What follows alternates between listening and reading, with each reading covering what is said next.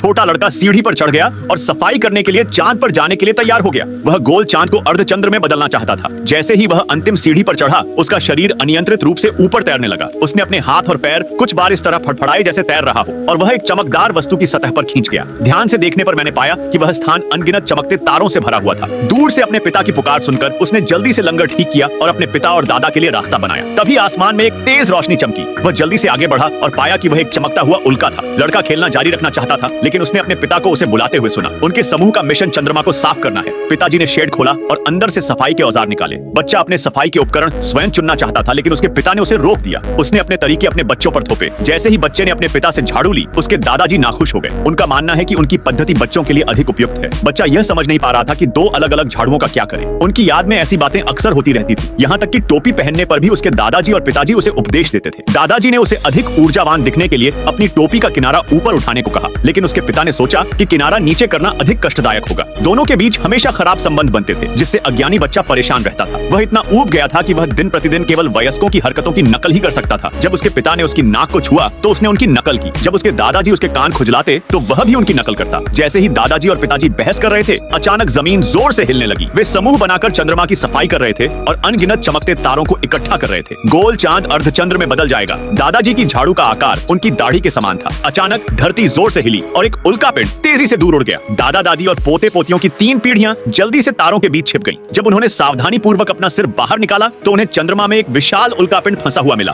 उन्होंने हर संभव कोशिश की, लेकिन वे असहाय रहे। दादाजी ने बहुत जोर लगाया, पिताजी ने जोर लगाया, लेकिन बड़ा सितारा स्थिर रहा। बगल में बैठे लड़के को कुछ मिल गया और उसने उसे हल्के से हाथ से थपट पाया। जब दादाजी और पिताजी बहुत बहस कर रहे थे, तब वह पहले ही तारे के शीर्ष पर चढ़ चुका था। ध्यानपूर्वक सुनने के बाद उसने हथौड़ा निकाला और उसे धीरे से थपट पाया। बड़े तारे असंख्य छोटे तारों में बदल गए और धरती पर बिखर गए। पिताजी और दादाजी भी यह दृश्य देखकर आश्चर्यचकित थे। अंत में बच्चे ने अपनी विधि से अपने दादा और पिता की प्रशंसा जीत ली। दादा दादी और पोते पोतियों की 3 पीढ़ियां एक दूसरे को देखकर मुस्कुराईं और बच्चे ने अंततः उनकी बात मान ली और अपनी पसंद के सफाई उपकरण चुन लिए। अंततः दादा दादी और पोते पोतियों की 3 पीढ़ियों ने मिलकर चांद पर तारों का ढेर लगा दिया और गोल चांद अर्धचंद्र में बदल गया। पिताजी ने लंगर खींच लिया और तब से बच्चे ने टोपी पहनने का अपना अनूठा तरीका अपना लिया। दादाजी और पिताजी ने एक दूसरे की ओर देखा और ऐसा लगा जैसे वे कुछ समझ रहे हों।